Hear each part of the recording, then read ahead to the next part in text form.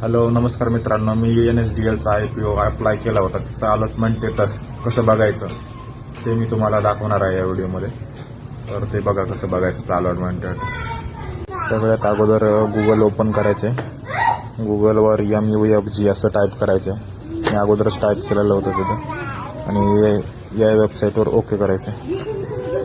Okay केल्यानंतर असं page खुलेल.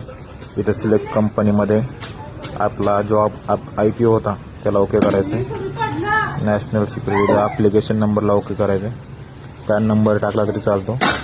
Application number जर टाकायचा आहे.